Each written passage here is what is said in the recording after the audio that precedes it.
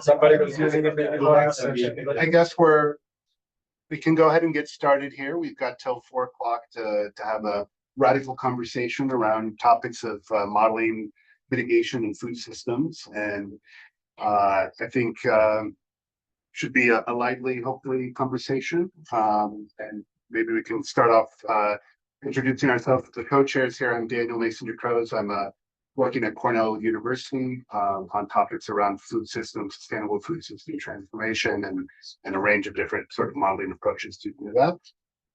Hi, everyone. I am Yushu Xia, and I'm a Lamont Assistant Research Professor at Columbia University. And this is my first time at AgMIP, so very happy to interact with you here. And I'm a soil scientist, so my focus is on soil modeling and other sorts of things related to that. Very excited to have you here.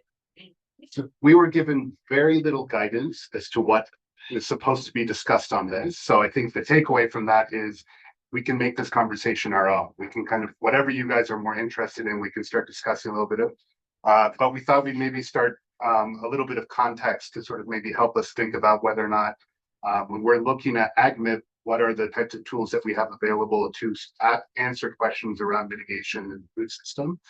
And so just thinking about that there are all sorts of different mitigation options and whether or not we have the tools in this room, in the AgMIP community, to be able to model these different types of mitigation strategies, whether it's looking at within the land management, where there's a lot of work that's been done with integrated assessment models around this, whether it's looking at sort of improved value chain practices, and these are things that see quite a bit of work that's been done in sort of value chains, system dynamics and things like that, but perhaps not as much in sort of global economic modeling.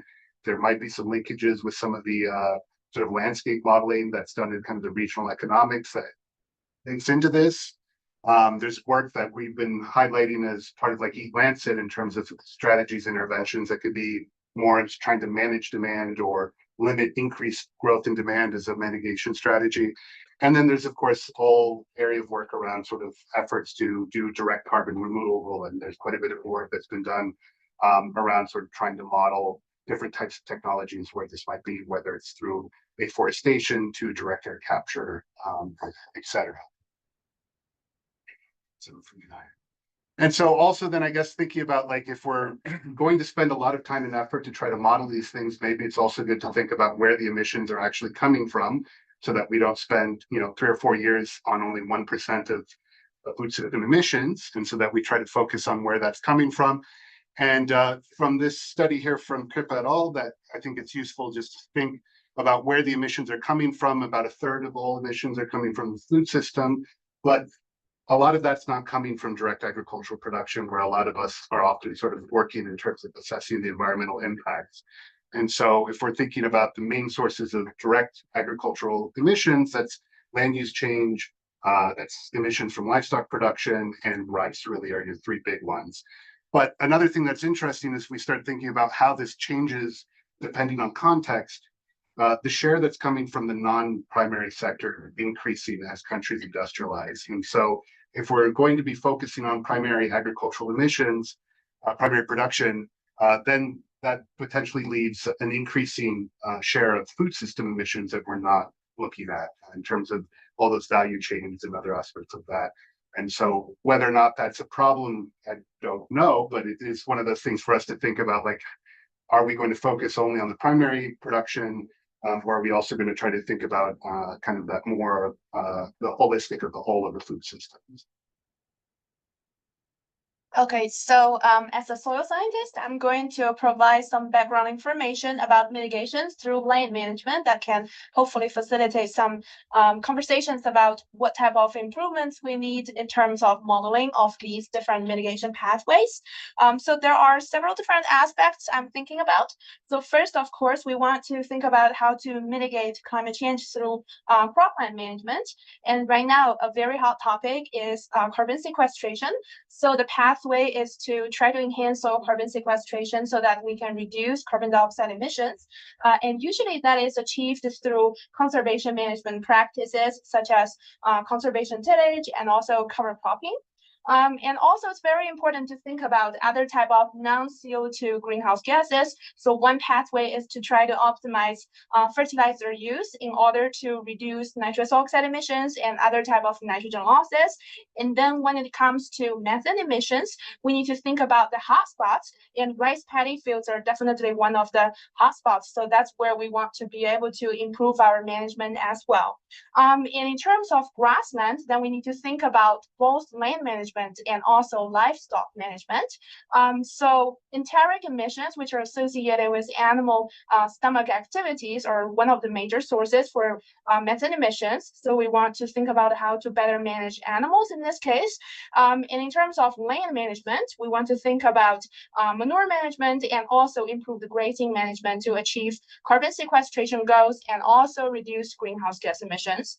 And there are other type of land use forms that we need to think about. So for example, forest management, which might be slightly out of the scope of what we're talking about today. But if we look at the figure on the right, we can see that there's a humongous amount of mitigation potential associated with forests. But another thing I want to note here is that if we look at different colors here, the lighter color basically means that this type of mitigation option is more cost effective. It has the lowest cost. So we can see that cover crops and several other things associated with agricultural lands and grasslands really has this type of good mitigation potential as well. And in addition to that, we can also think about other systems that are less discussed, such as agroforestry system and also silver pasture system. And one important point I want to bring out, and I hope we can discuss more today, is that when we think about mitigation options, it would be great if we also think about ecosystem co-benefits. And from a soil scientist's perspective, we always talk about soil health and also water quality, because that's something that farmers and rangers and other stakeholders are also interested in. So when we think about modeling those mitigation pathways, it would be great if we can also model other type of ecosystem co-benefits as well. And in addition to what I also mentioned from the soil perspective, there's also animal health and also ecosystem biodiversity that could be pretty relevant. And just briefly give some initial thoughts about the modeling aspects of the things, where the challenges might be, and we want to discuss more about this. First, I think the data issue is something that we need to think about, because in a lot of cases, especially when we're trying to calibrate the model and verify the models, we need to have long-term data sets when we're looking at soil carbon changes, and that type of data set is not always available, especially if it comes to the broader scale quantification. And it's a similar story for nitrous oxide as well.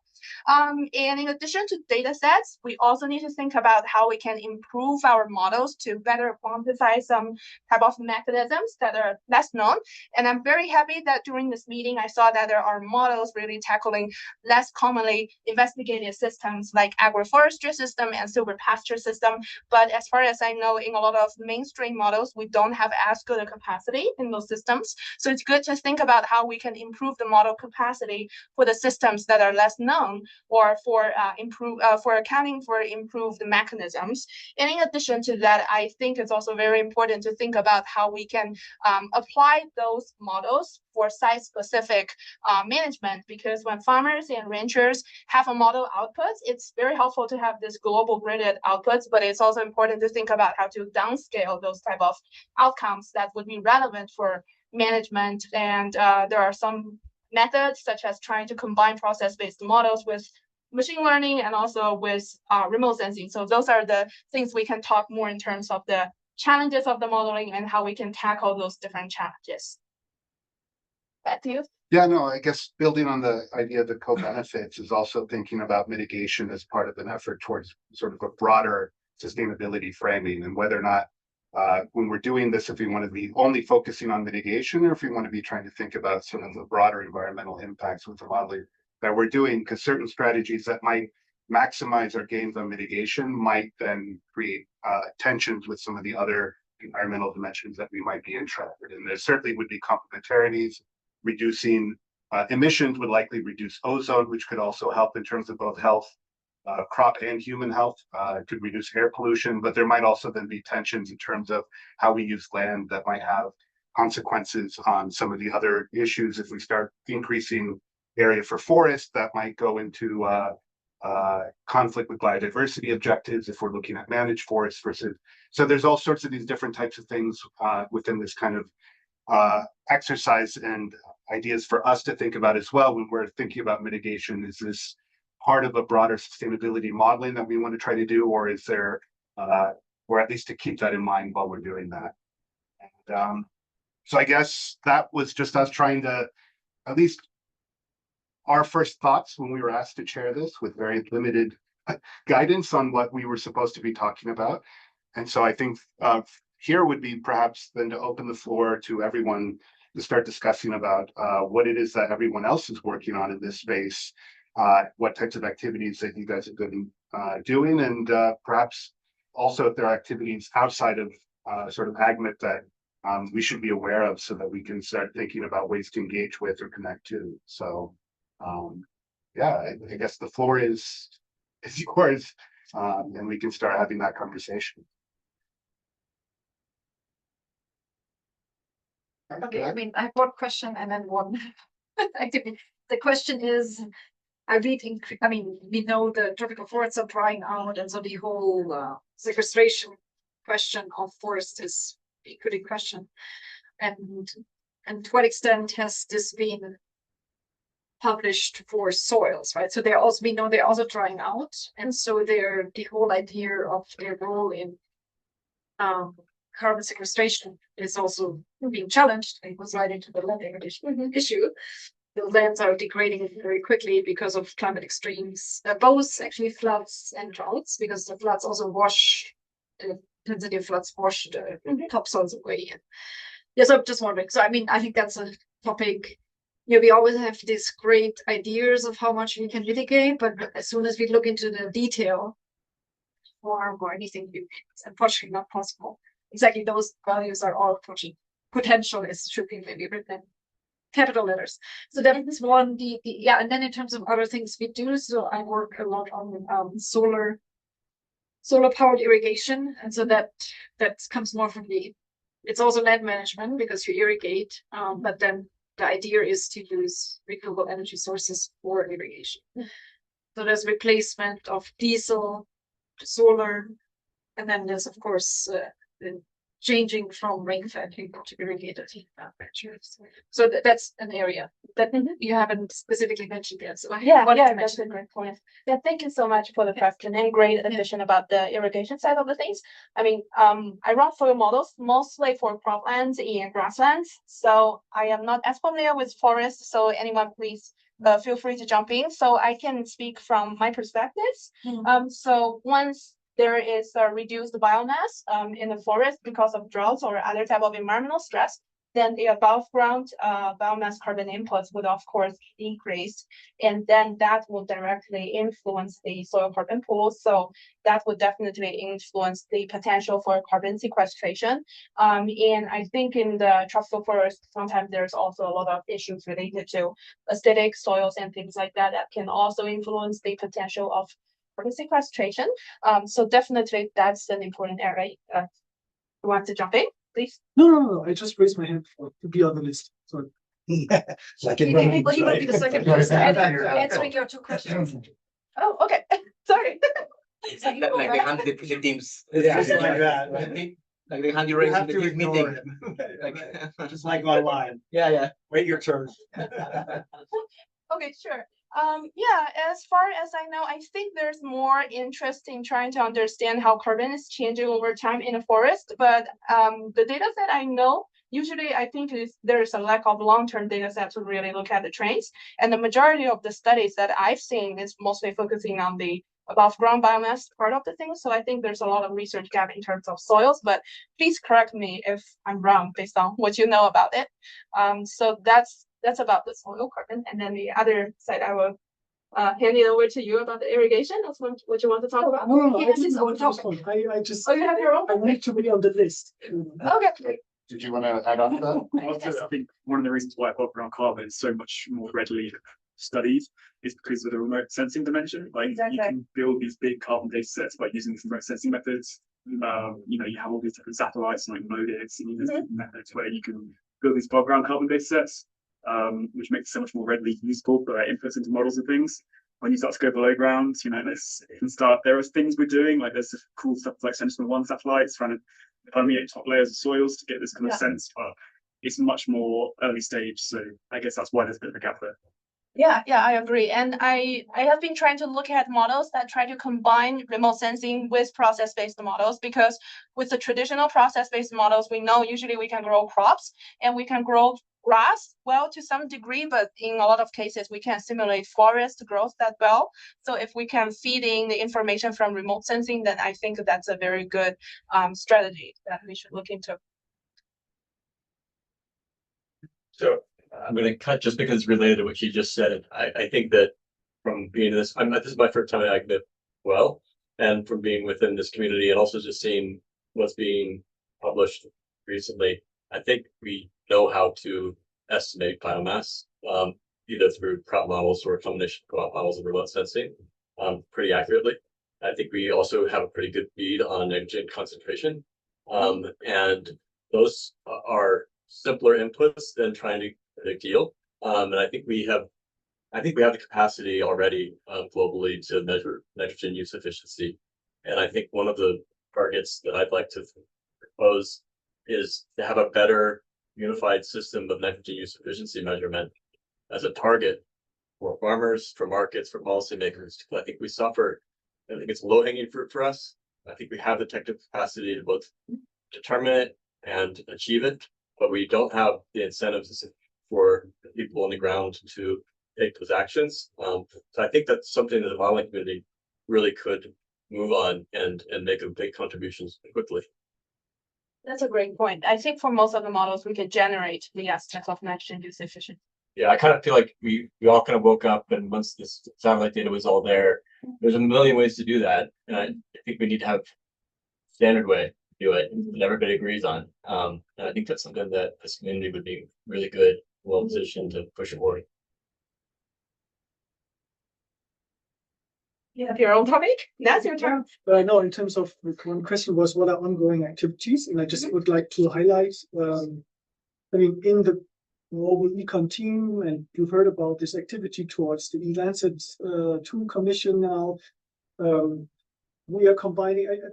I mean, you showed nice this portfolio of options from demand to all the other things, and there we are kind of disentangling what can demand change contribute and what can variety of production or supply side measures can do.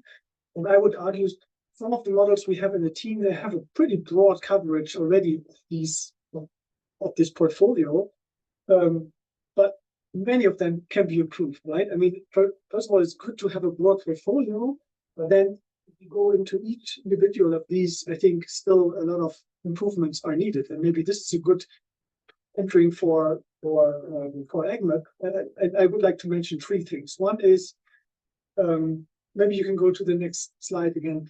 This the other one. No, you want the other. The one that shows the potential. Do you mean this? Yeah, this one. Right? Okay. So this whole thing about carbon farming and storing carbon in the soils. I mean, this is all the rage, right? Everywhere it's discussed in Europe, and so it's crazy. Yeah, but I think we need more realism. We need to be much clearer about what are the potentials really under different regions, under different management or production intensity. How permanent is it? And so I think there's much over expectation on this issue. But it's very complicated. I mean, we are trying to improve the soil carbon dynamics in our land use model. And man, I mean, this is one of our PhD students is fighting with this. So this is very complicated. And I think we need to get a better grip on this, from low yielding systems to high yielding systems. What is the additional potential from this? And it's obviously in some regions very high potentially. Yeah. So this whole thing about soil carbon storage in soils. The other one is livestock. I mean, we are saying livestock again and again in AgMIP. I think we have too few livestock modelers, but we know how difficult it is to convey the message. Okay, we need to reduce animal-based consumption. This will reduce livestock production, but but we need the livestock in the systems in many cases. So then the question is, what are the real potentials to reduce emissions from livestock systems? How much can we go down really? I think I'm pretty sure there are limits, but to understand them and be clear about it and say, look, let's say minus 30%, minus 35%. This is as far as we can go. I think this is extremely important for the political discussion to say, look, this much you can do with improved livestock systems, but beyond that, you need larger structural changes. So, and again, I think we have limited understanding what the options are in livestock systems and so on.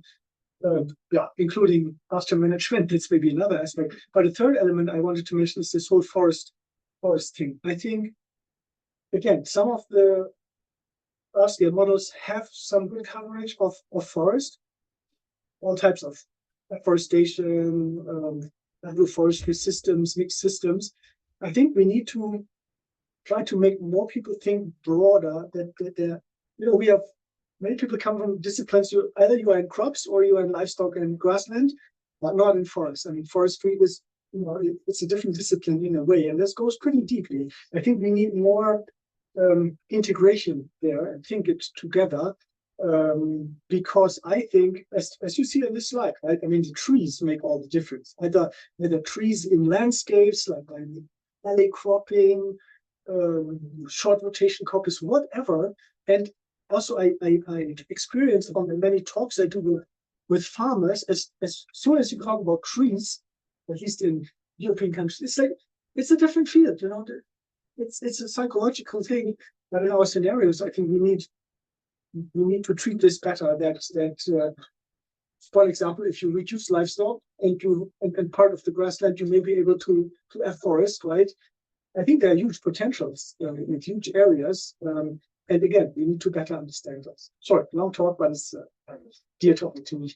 Maybe just I think one thing that might be a sort of a low-hanging fruit, well, that's low-hanging fruits are in AgMed, is I think that what I heard at least is part of it is that some of the global models do have the capability in principle to capture a range of that sort of bundle of mitigation options, but that there could be a lot of scope to improve ground truthing some of the representations of those, particularly more in the land management space with a lot of the expertise that's embedded within AgMed. I guess I'd have one question for the group on that.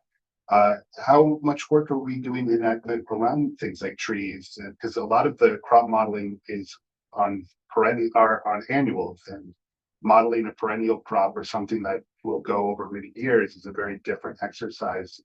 Are we in this group? Do we have a sense of how well we capture those types of dynamics, or I don't know if there's a whole maybe there's groups that are working on that.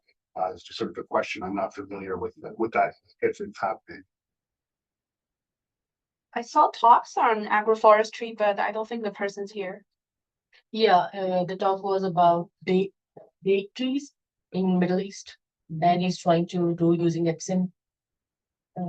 There are some other models, not part of AgMIP, but like CLM that has some kind of agroforestry components.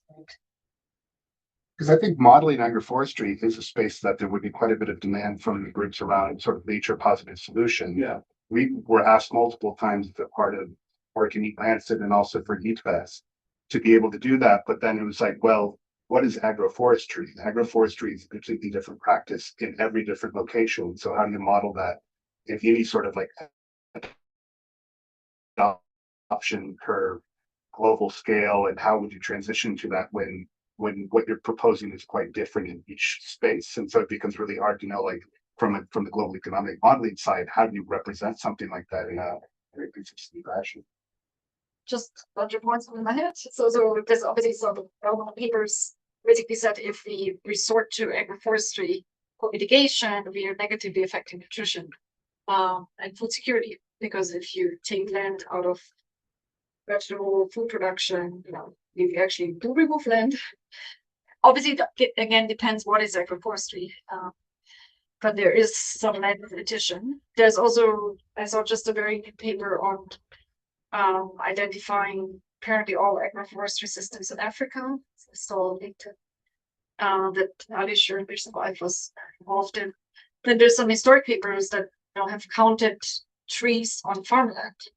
Basically said, this completely revises the total forest land, or like the total tree count in the world. If you actually count all of the trees on agricultural land and on farmland, because homesteads love to have some trees for various reasons. They need it for cooking, to cut, nuts and stuff. They need it sometimes for feeding goats or whatever. So they have lots of uses, not as they provide shade.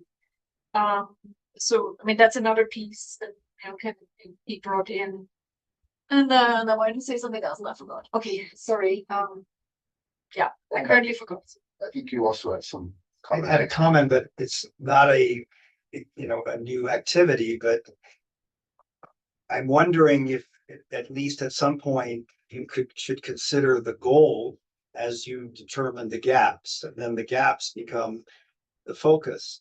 So you ask the question, should this be focused on co-benefits? And I mean, just judging by the political climate, I don't think you have any choice but to do co-benefits. I think that's a given. But the other way to think about it is you are the masters of where people grow food. Nobody else has this space, and you're already able to connect it to many things. Well, there are 609 million farming families that would like to see you turn them into the stewards, right? So I don't think, even though there are barriers that you're mentioning, I don't think those barriers should lead to not addressing it. I think it should be areas that are gaps, maybe very serious gaps, admittedly. And if we go back to the slide where you listed everything, the way it's listed here divides it in a way of constituencies, right? But the first four free bullets apply to all ecosystems, not only crop management, et cetera, right? And if we read this carefully, it would suggest that in grasslands, only those are relevant, but actually what's above is relevant in grasslands, right? And they're being converted at a far higher rate than forests, right? So my point here is, I think that the entire group should be more holistic in approach and think about not what's preventing success in sequestration, but rather what you could do to contribute to success in those areas of difficulty. That would be my view, coming at it from the policy side and listening to the stakeholders. I could leverage what you do here if you take such an approach and push it at the global level, at that agenda. But when it becomes constituency based, it's much harder. Last comment. If you actually look at where some of this came from originally, going back to the IPCC Special Report on Climate Change and Land, there are far more options, and they're not related to what we do on land, but more towards the economic side. So at some point, I would argue you should have a little bit of a discussion. Do we want to plug in to value chain analysis, et cetera, so that livelihoods get improved by whatever solutions come out of the models? Anyway, these are just comments. I'm not trying to drive the discussion, but I'm a little worried if we lose those elements that I'm raising here. Well, probably a little bit. It's somewhat related. But what do you go, Herman? Yeah, I just wanted to respond to what you said. Who's doing what on trees? I mean, some of the crop models which come originally from the vegetation model side, which are part of EGCMI, really like LPGMR, but others, they of course in principle have different trees or types of trees in them. And so there are activities, for example, also on trees as trees, but also coffee, for example. So some perennials, I think, are covered by some groups. So I think that could be a starting point to say maybe we will need some kind of tree modeling or forest modeling group or something. But we need to ask the others. I don't know. Yeah, but I want to pick on the point that you were making, that in reality, we don't have the tools are too rudimentary for really picking up on very specific mitigation actions. And sometimes I wonder if it is better to to really try to keep on pushing the current tools that we have, or whether we need additional tools at different scales to really deal with these more specific practices in more detail, and then find a way of using the results from that exercise to inform the global integrated assessment models. Because I think that otherwise, well, we know the difficulties of implementing. It will all subsume in a couple of technical parameters in a layer, and it's probably not picking enough of what that mitigation practice is really about, especially with the necessary trade-off analysis that we need to go. So it's courses for courses program. Yeah, I noticed we're all talking about these like globally applicable solutions. I think it's kind of like what you're saying. Like, I think it might be more useful to think about things on regional or smaller scales. Like the mitigation options you're used in the United States are not going to look like the mitigation options you use in West Africa. And so rather than like, looking at these rankings of globally applicable things, I think there's a lot to be done in terms of fitting options into like environmental or social context, to actually be more useful to. Yeah. Sort of related. It's really complicated though, because it makes me think like even when we use like the soil model results, like and what we're doing, cover crops, for instance, right? You had as a good one, but when you're working with Colorado State and they're looking at cover crops, it like totally depended on like when you terminated and how long it was. Most stuff you get like a nitrogen spike, and in a bunch of cases, like emissions went up. So again, yeah, I don't know there's probably a lot of that, like region specific, management specific, how you would design even like cover crops in a way that's actually going to give you mitigation or more mitigation and not increase your emissions accidentally.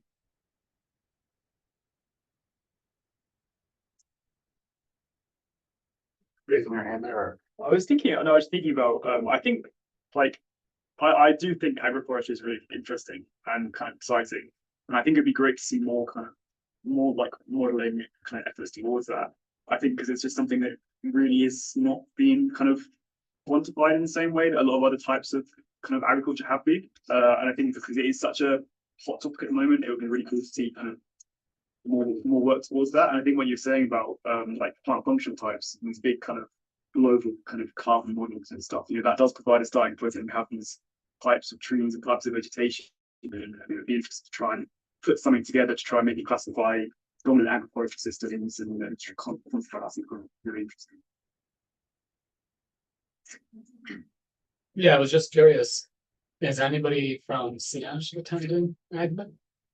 CIASH, yeah, the CGI institute dedicated to agriculture. Yeah. So, but is that somebody that is that an institute that maybe we should be reaching out to? If it should be ICROP. Yeah, ICROP. Very confusing. One of those eyes. Yeah. I mean, it's interesting that you say agroforestry is hot right now, because I feel like it's been hot since like I don't know, the 90s. Yeah. Everybody talks about, the agroforestry. It's so great. It's got so many benefits. It's got so much potential. And like since the 90s, how much agroforestry has. Yeah. So like it's cool. Is anybody use it? People forget about the labor requirements, Yeah. So, but that seems then like that could be a really good opportunity to link then with economic models to sort of try to understand, because it may not be the technical limitations that are the problem. It may be the incentives and other things that are the limit, or the political will. I mean, a lot of the mitigation strategies are, like if you have a carbon price of 400, you're in a world where a whole lot of things become viable. But if you don't have that, then a whole bunch of stuff is just not realistic, right? So I mean, maybe that's one of the things that should be more of a focus, and it could be a bit more on that regional that you're suggesting, trying to capture some of the kind of more local pinch points in terms of trying to actually get adoption going. And you start with land tenure, everything wide and robust. I feel like most of the time with these kinds of options, the barriers are more economic and social than they are technical. I mean, there's technical details that need to be worked out, but barriers to adoption are more often not about can you actually do the thing. I just have another thought about incentives for agroforestry, which is when you look at the core benefits in terms of health. Because the agroforestry stabilizes the system, there are many core benefits, but it can also produce food like fruits. And we talk about how to increase like nutritious value in systems. And I think agroforestry is like one really strong like argument that you can make there. So that's a benefit. Yes, I think linking the environment and the health side is certainly in an area that's been growing. There's all sorts of different spots, I think, where there could be co-benefits from different types of practices. I imagine you'd also get benefits on improved local air quality and soil and water quality, which would also then have health benefits. And so that's, there would be a lot of opportunity, I think, if we broaden the scope of what outcomes we're looking at, could start making for much more compelling modeling. Yeah, but responding to that point, maybe the time has come also in this context to think more about cross scale action. Just say, okay, we know for a long time that these systems work and what the benefits work, and will not be able to represent those systems in detail in large scale models, but you can still do an upscaling. Exactly, you can do an upscaling. With these costs and so on, we get these benefits. Then what would it mean if we do this on a couple of million hectares globally? And I mean, the times will change, right? Because it's very hard to reach. Everyone talks about low emission or very low emission scenarios. It's really very, very hard to achieve those. And I mean, one way or the other, we will get to prices of 300, 400 euro per dollars per ton. So otherwise, it will not be well. Or you don't achieve the goals, then you have to get the impact. Okay, but then I think we talk about different conditions where you could have a convincing story by connecting these things. What we need is a credible mechanism for reconciling bottom up and top down approaches, because that really failed in Stephanie's paper. That you have completely different numbers coming up, and when they try to upscale the large one, the bottom up, you end up with a mitigation potential that is way higher than the actual emissions. So it's there were bits missing there in how that needed to be done. So we need to avoid that. But providing that, for linking to national work and all the way then to be able to contribute new figures for IPCC reports or for doing Roberts MAC curves and all of that, trying to achieve that level of consistency. I think that AgMIP can develop a workflow to actually reconcile all those different bits of how we move down and how we move up. And it will serve different communities, because different communities are interested in the different numbers, as you were saying. Yeah. So just to kind of build on that, and also to touch on one of the comments that was made earlier, if you approach this from a co-benefits point of view, then you would be supporting a minority of the companies out there that are trying to transform the token for these markets to include those benefits, right? They're trying to expand that, but they have to be able to verify. And this would help if your results looked at, income, looked at health, looked at et cetera in the package. And the reverse is also true in terms of your inputs. If you look at everything only from its mitigation potential, then you may not be utilizing the value of that input. So for example, if you want to do two things. One, to take advantage of the value of agroforestry when it's very difficult to do, as was pointed out. And if you want to make sure that you do the right things in the right places, then soils becomes something different than only a sequestration opportunity. It becomes a way of evaluating the potential for what you would do where. So you would be not only advising on the long-term trend, but also the landscape placement of these interventions. So it may be a way of still doing what you're doing, but packaging it so that it contributes to multiple communities. And again, I think that has a lot of value politically today, right? To not be stuck in a silo, and when that silo is getting beaten, you're all of a sudden out of the game. You know? I'm from the UN. I didn't say that. Okay. Chatham House rule. So There we go.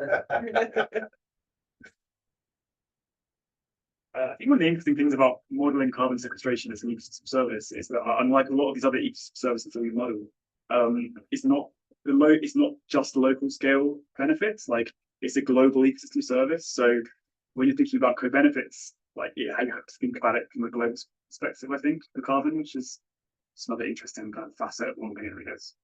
But yeah. And there's an easy unit. Yeah, exactly. There's not a unit for biodiversity. Exactly. That I know of. Yeah.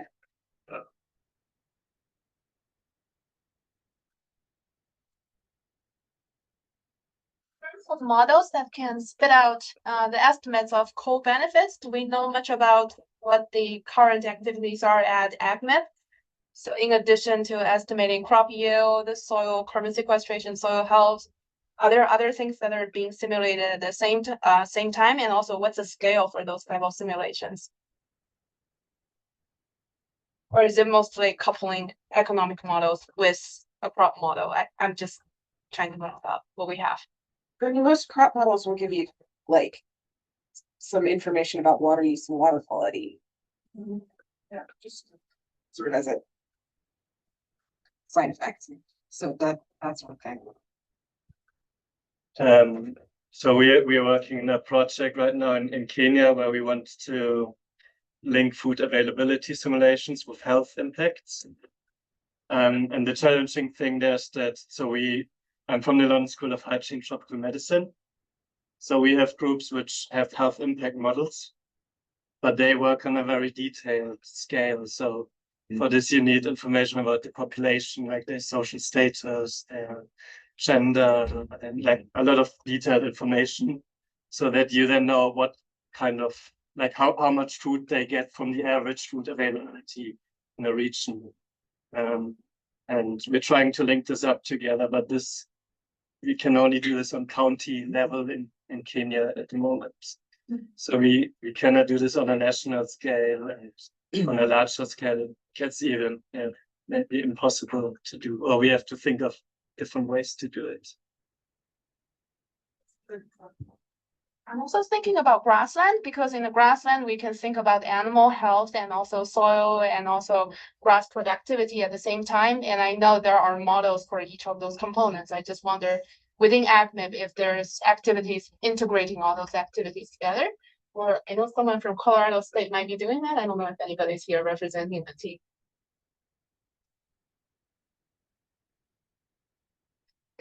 I guess so.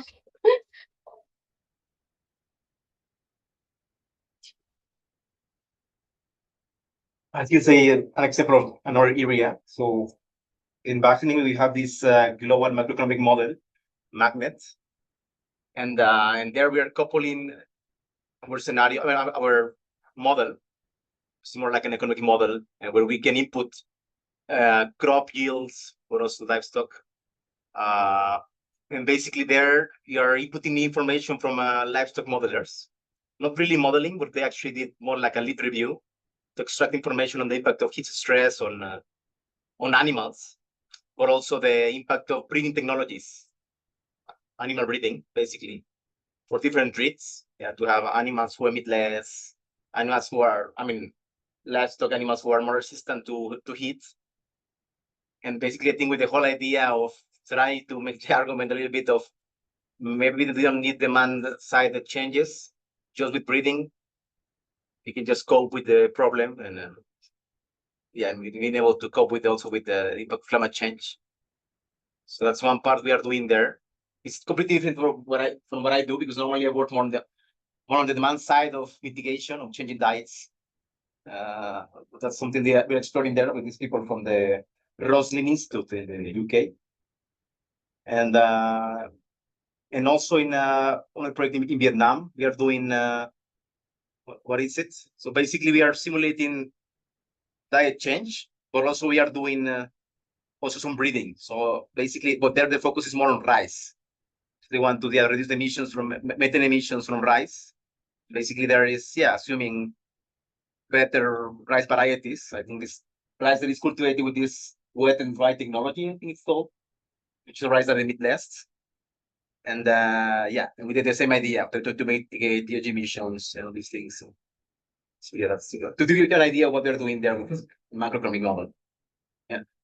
I think there's a couple of projects within AgMIPS that's doing work around rice and some of the wet dry and some of that. And that also might be one of those where there could be some real benefits. I was actually talking at lunch about this, where right now they focus mostly on the methane emissions that come out of that. But if you also had some sense of what's happening with nitrous oxide emissions from rice production, that could have really valuable inputs to health outcomes. And in parts of Southeast Asia, East Asia, rice cultivation is a major source of local air pollution. So if we had that coming out of some of that work, then could be talking about the mitigation from the methane, which is where you're getting most of the reductions from the global warming potential. But then we could also be talking about some of the potential benefits from improved air pollution from a health perspective. And so there might be ways of expanding that within projects that are already ongoing under the AgMIP umbrella. Yeah. This is, so I work a lot with animal feed systems or in the US. And one of the things we've just started thinking about is like, what if we did like an Eat Lancet diet, but for a cow? Like, what does, are there ways to adjust animal diets in a way that would change like impacts, and how do we look at and model that? And we're doing some work on that, but it's very early stages. I think it's a great idea. At least the offers, you will draw a lot of attention. Want to see We the do. menus when they get. Yeah. Well, and a cow will just eat what you feed it. You don't have to convince a cow to eat better. Yeah, we do a lot of that work in our mitigation strategies for livestock. We maintain a couple of global data sets of livestock emissions, ruminants and monogastrics and so on. And then on those, we apply improved diets that will, have land savings, that will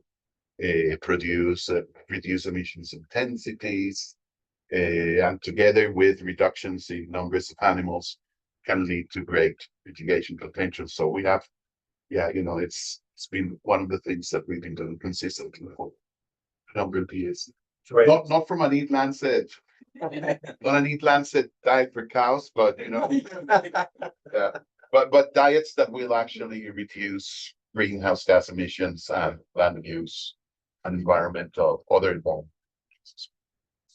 Does it also then send that to the economic impacts? Oh yeah, exactly. And we use those kinds of assessments, and then we put them into models like MACPI or Ecobiome and so on, and calculate the more aggregated impacts of those mitigation practices. Yeah, Robert knows about all that work that we can do.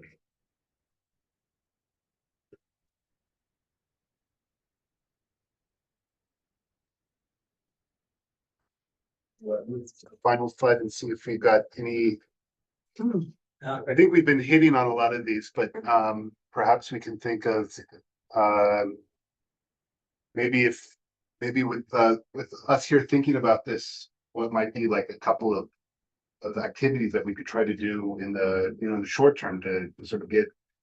I feel like with research and modeling, there's always like this inertia of, it's always so hard to just get something started. And so if we had something where it's like, maybe somebody's already has a project that's could be adding on something or something like that, just to sort of get over that first initial hump. And then hopefully it snowballs into to more activities. I don't know what you guys I think about that.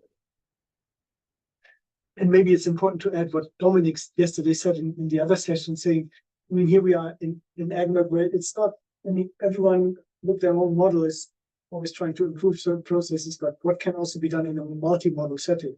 Yeah, what you said, someone has an idea, okay, this is what we implemented in our model, or a certain scenario setting, or a certain process, and can it be shared with 2, 3 other or other groups doing a similar thing, and then compare results. And that's the next step. And so this is the I guess the main focus of these activities. Right? Observation, if you were to map out this discussion with those low-hanging fruits, but also the places where it was mentioned something's needed, but it's really hard or it's very far away, but it was captured, it puts us in a much better position to mobilize support for these elements, right? And I think that, again, I think it's important now that we have an eye towards that, because the playing field has changed with that. So what will the new playing field be? I don't know, but maybe we help dictate it by suggesting we're looking at these multiple benefits, we're connecting these 2 or 3 pieces to take that step.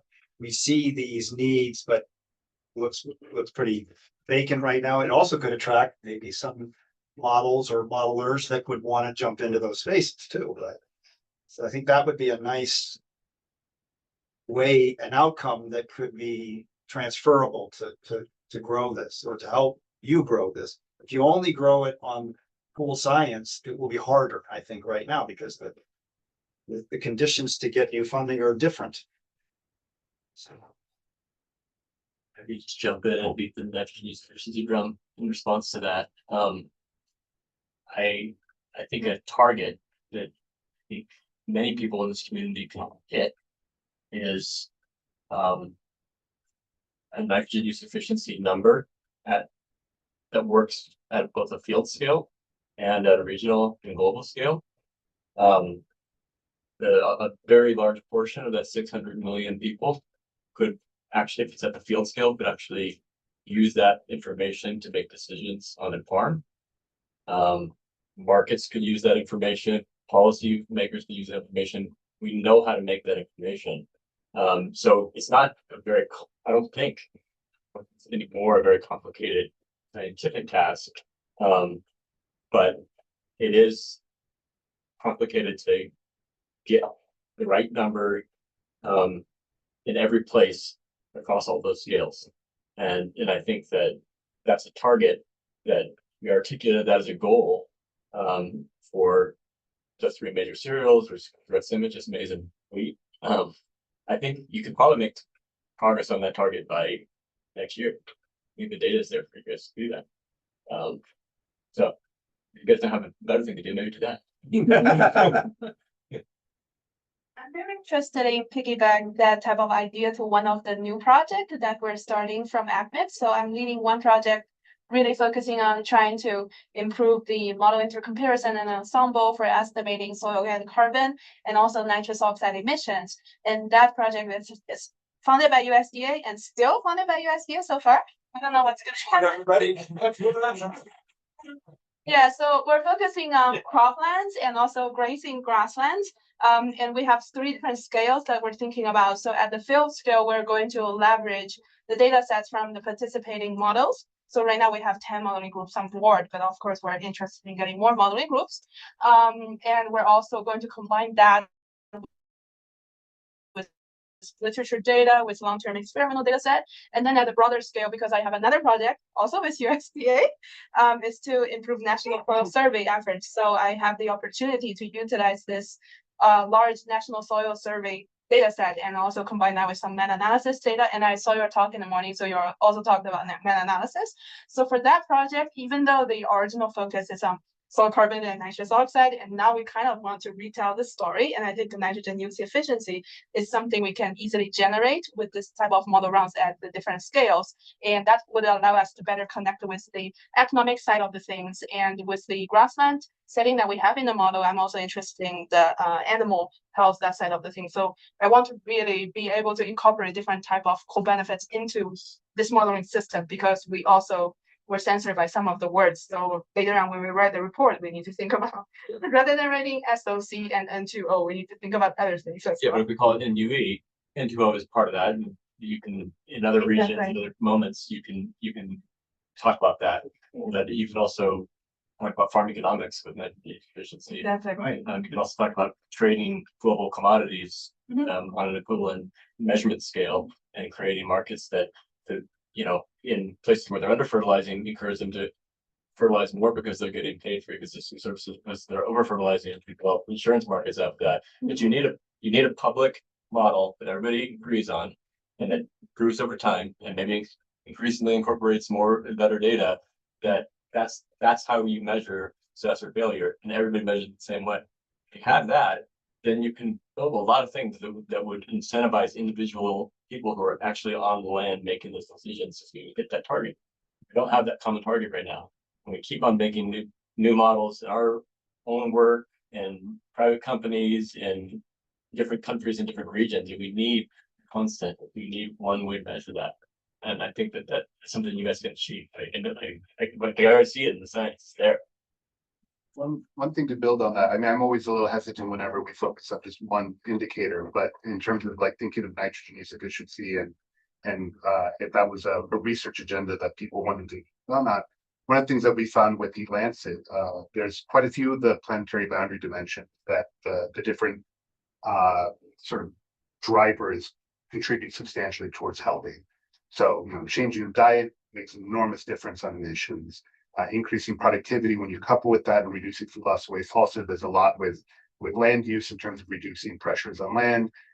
It can also help quite a bit with sort of reducing pressure on water. One of the things that it doesn't do very much on is on fertilizer application, because you need to produce a whole lot more fruits and vegetables. And if you're going to do that, then you probably also need to use a fair amount of fertilizer. So from that work, also one of the things that was highlighted is that along dimensions of sort of chemical inputs, that you're going to need some other integrated, some other targeted interventions to actually get you within sort of the safe boundaries on nitrogen and phosphorus use. So having like better improved ways of how to represent nitrogen use efficiency and others, that might be a way of sort of like selling that as research agenda, that the other things that we're looking at are not doing that. So we need to target that as well if we want to care about that dimension. Those co-benefits are certainly, and all the things you guys are talking about are necessary and important. And I'm not saying whether those shouldn't be incorporated, but if you start to build a platform that sort of expects everybody to eventually arrive at a consensus that is a baseline that everybody's going to use to price things. If you start to do that with the low-hanging fruit that you guys already know how to do, then as you get better at the carbon cycling and all the other co-benefits that we need to eventually incorporate, you can incorporate that in the same platform, but start with something that is easy. No, well, I guess what I was saying is that you can sell the reason it's important, because everything else we're looking at fails us to get us to a safe nitrogen space. So we need to do a bit more in this. So I think you're kind of selling as a supply side, and I'm thinking of like the demand side. The work that we've done highlights we need to do something in that space if we want to get into the nitrogen. And so I think we can sell it as we need to do targeted interventions on chemical inputs, and this is one way to start working in that direction. So I think that would be I don't know who we'd sell it to, but I think that would be a compelling message. Well, the powerful thing here is that it's easy to understand that nitrogen leads to fertility, that it leads to health benefits, that it leads to, right? So becoming more efficient and therefore economically viable makes a difference for lots and lots of people. So that's there, that's built in. It's not obvious with other things that we measure, but it's obvious with nitrogen.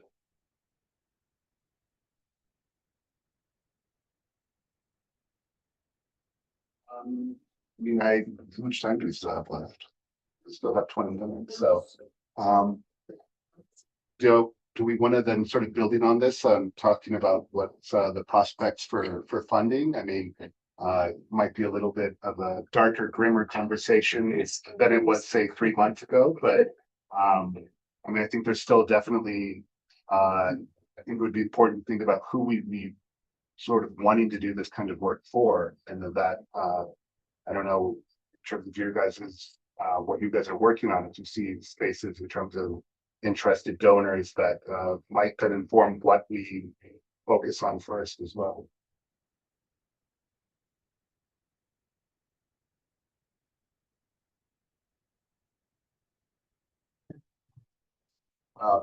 I'm going to take the prerogative to call on Mario. Mario, you want to talk to us about funding? Where's the money? Where's the money? You were looking at your phone. You were smiling, nobody else was.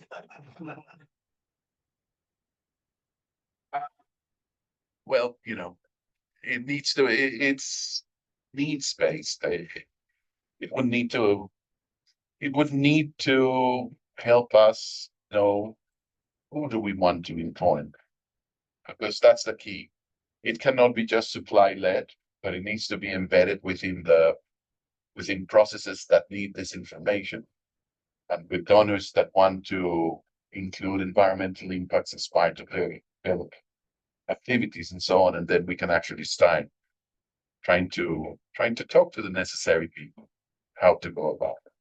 But it seems to me that there's a case for AgMIP being able to coordinate some kind of from workflow design. Like, I mean, the evidence from the crop modeling groups and from the global economic groups show that it's really useful to engage in an activity like that. It's usually, for those things to happen, it's usually less money than what we think, because people, at least if there's some seed funds, people will actually start doing some of the activities, but we need to build that case. I don't have like big words of wisdom at this.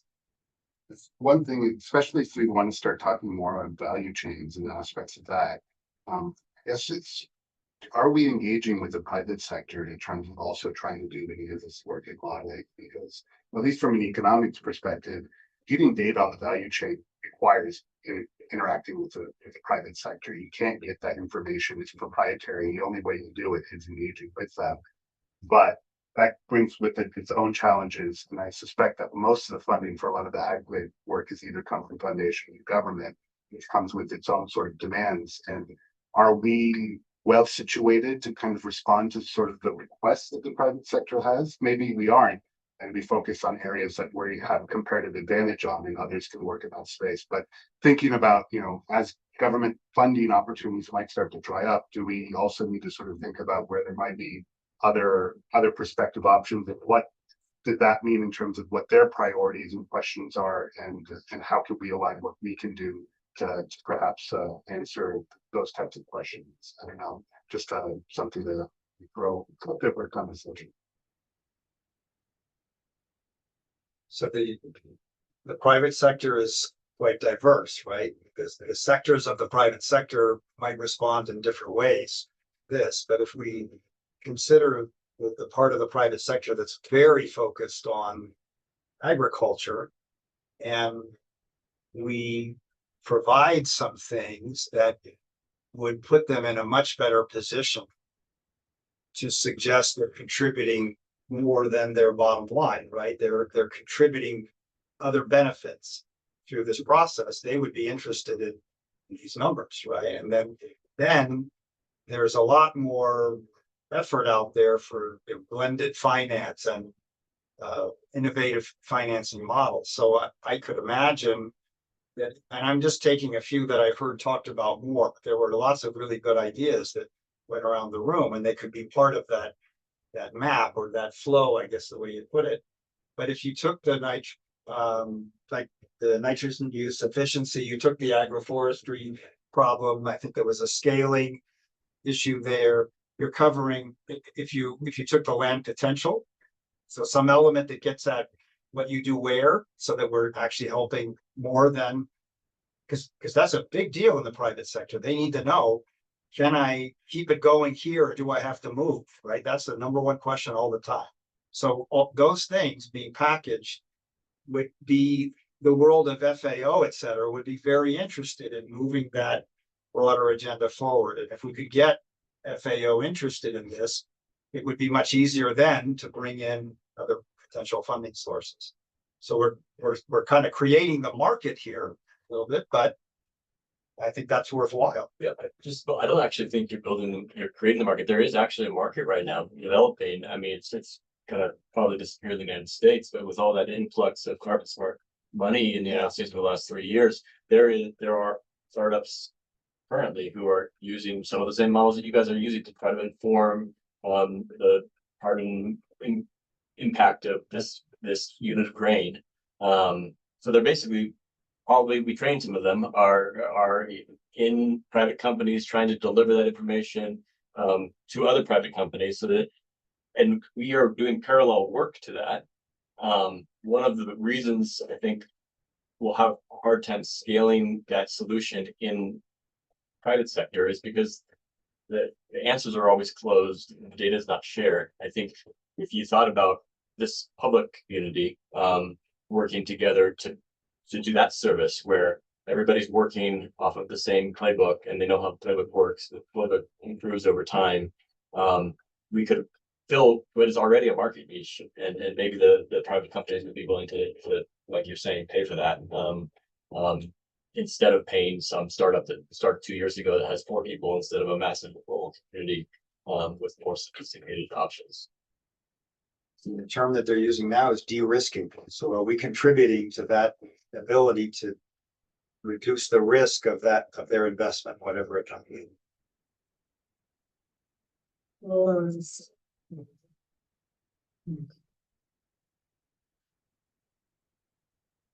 Maybe I can shut something. Yeah, following what you said, I think for the carbon, which is related to mitigation, there is already a market, and there are a couple of companies out there that they just produce the estimation of soil organic carbon. They sell it, which means that there are buyers. There are some demands for soil carbon. I don't think it's a correct direction, because it's just about offsetting the carbon market. It's not about the mitigation. But when carbon, like when market is there, like maybe we can change it to the right direction rather than just being a place to trade something which doesn't have actually the impact or the mitigation. And what I think in myself, that's why now there's a carbon market, because some years ago we've published papers and we had some talks to say that we need this mitigation, and there are some solutions like cover crop, no-till system, and some people, some organization took these things and saw the need for the mitigation and the climate change, and they created this market. And if in the near future I see that there is a market like for biodiversity, which there's no unit at the moment, I wouldn't be surprised, because the need is there, and maybe the scientists are not there. And like the companies, so for companies, it's commercial things, and they will go there and create a market. And I think maybe we can do something like, or AgMIP can do something like cooperation with companies, or like the demands. One is like for funding. The other one that's I think that's very useful for us is about the data. I know, I think, I'm not sure, but I think that's private companies have much more data than we have. For example, a company like John Deere, Bayer, they collected like continuously data from many farmers, and they have it. Probably they are using for their own purpose, but maybe it's a place that we can have also those data to improve the model. And the third, that's I think is the gap is about the models. I have been working for a private company for 2 years, and I contacted many MRV providers on soil organic carbon. And whenever I talk with them, I see that they say initially we started with a process-based model, like ROTC, for example, or the other soil models, and we didn't find them useful. And now we are using a machine learning remote sensing model. I don't say that's a better way or is not a better way, but for me, the question that's why we are always talking about a process-based model, but the people who are like earning money out of this product, soil carbon, they are not using this model. If their models are better than this model, so we should test it. We should know, like, we should know first, not the the companies to tell us that these models are better that we are working. And here is a question for me, that's maybe, do we need to revise our modeling approach or not? And if not, what do they say? And why do they say that we are estimating soil organic carbon and we are selling it to some other companies, but we are always challenging with the estimation of the soil organic carbon? I know that the accuracy for us, like uncertainty, we really respect uncertainty, and they do not respect like cost. But I don't think that this is this like the simple answer for that question. One response on the second point on the data, I remember in the early AgMIP meetings, there were certain iterations discussing Monsanto representatives with their same thing about data, experiment stage experimental data for model validation. I think you could just forget it. We tried, was tried, for whatever reasons. I don't see any success. They don't share it. In the end, it was obvious that, as you said, there must be something, and it would be extremely valuable. But as far as it came to that. On these new methods on machine learning, and kind of, I don't understand really anything about it, but I'm very curious how this will revolutionize or may revolutionize our modeling in different domains. I can't judge that. It'd be interesting to learn. I think it will be very tough for many of the modelists around here because they are heavily invested in their own approaches that they developed over decades. And then the question is, how good are they? How good can these new methods be? Also, maybe depending on which domain are you in, and do you have sufficient amounts of data to train those models or not? I think that's a major question. Yeah, we have.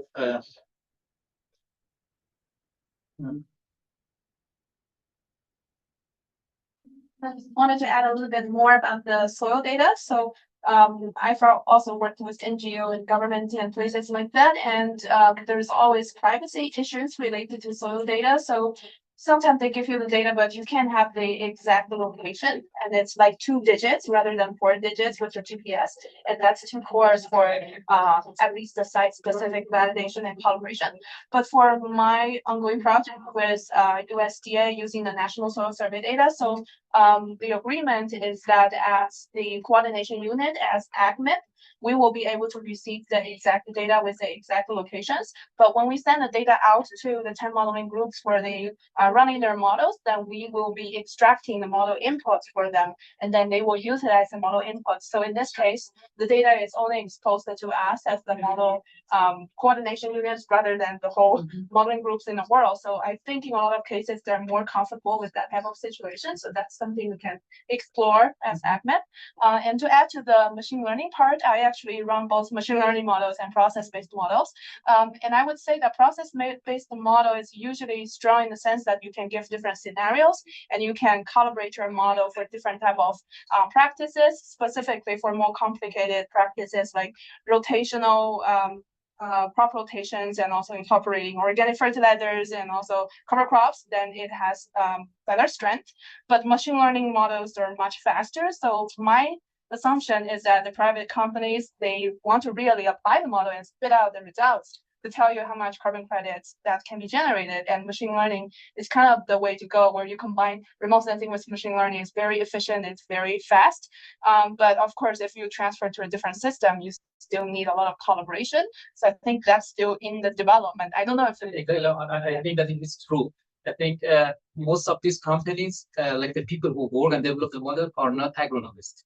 They are from remote sensing scientists and the computer scientists. So one would be that the way that they use the process-based model is not right, like scientifically, particularly for the parameterization. And the other is that they are very good at the computer, like data science, than us. And so they see that, okay, I'm good at data science, and I think that's this process-based model are not good, and I have some idea to develop, and they chose this direction to go. The comparison across the approaches would be really useful because there's also something we said, because no model is perfect. And so if a model, if the machine learning model gives you 80% of what the process-based model does, and it gives it to you in minutes, then that might be a worthwhile trade-off for some types of decisions where that level of precision, being able to sort of give a sense of the strengths and weaknesses, it's actually a good community to be able to sort of provide some of that kind of guidance in terms of like, okay, if you want a back of the envelope calculation, yeah, the machine learning approach is more than adequate for it. But if you really want to be able to like say exactly how much carbon sequestration is happening in this location, then you probably need something that's a little bit more precise. But I feel it's the same thing with like with economic models. A lot of times we have these huge models and we have all these levers on them. At the end of the day, we can have just as much of an impact with a policymaker with a much simpler story. And then you don't need all of the details a lot of times for the kind of conversation that you're having with and the types of decisions that people are trying to get a sense on. So I wonder if maybe for ourselves, we also need to think about this sort of desire to always have something more and more and more and more precise. And maybe also we need to think about a way of how do we also sometimes push the pendulum towards simpler, less precise models, but they're geared for slightly different questions and different types of conversation. Well said, Dan. It can be in both end thing. Yeah, no, Simultaneously, in the private industry might never recognize, never publicly acknowledge their use of it. But if you can put that out into the public space, it will automatically become a benchmark. And they'll internally know that if their machine learning model or however it is not hitting that benchmark, then it's not as good as the general knowledge. And ideally, the simpler models would be informed by the more precise models in some way, right? Like that they would, they don't capture everything, but as new things are improved with the more precise models, that those would also then inform some simpler models. I know like some of the work that Mario's doing with project with Gates, where it's on top of this super detailed spatial data, but then it ends up having a pretty simple user interface that just kind of tries to answer questions at a very basic level without going through all of the details. And maybe it's also something that we might need to try to make sure that the pendulum isn't always going in the direction of more precision, and that we sometimes move in the KISS principle occasionally. I didn't know that principle, but that sounds good. Love it. So keep it simple. Yeah. Okay. Yeah. Well, I think if you allow, if you're done, I just have one question related to all of that. Are you going global with this work on soil organic carbon? So right now with the funding, we could only go the US, but the next step for sure is going to be global. Because there's a little bit of resources that they can provide for each of the modeling groups, but we can make it open to the global modeling groups, just not enough resources right now. The reason I'm asking is because that would mean that you would be taking on, I forget what you all call it here, the low input or data poor parts of the world, right? Which should be quite valuable. And what you may not know is that soil organic carbon is one of the indicators embraced officially by the countries for UNCCD. So countries are unhappy with the relevance of those data, right? At the national to global level, the product is not useful at the national to local level ever. It's simply not useful. But what you are talking about, maybe it is. So we should talk, because it could be, because these things get updated. In fact, the whole monitoring framework is going to get updated soon enough. So it would be worth, if you can add that small extra benefit of including that in your scope here, that would be wonderful for us. I'm not trying to push, but it would be lovely. Thank you. Thanks everyone for participating, and I think it's a very interesting conversation. So Yeah, well, hopefully it's the beginning of anything. You think you have enough to report? Yeah, that will be its own challenge. First year. When is that? Just get it what? Let's see about. I think it's your. I must check to that. Yeah, there's tomorrow. No, not now. Just. And that was one I just wanted to get into. Making video. Making video. They just I was say just. that and then they. Yeah. I think you need to tell them they get just going to the flags area. Yeah, okay. Yeah, usually they kill it down. But you just walk all the way. Yeah, it's a long walk. Yeah. They can. Yeah. I feel like the presentation didn't align the question so much. Which is a more good organic. Oh, sorry.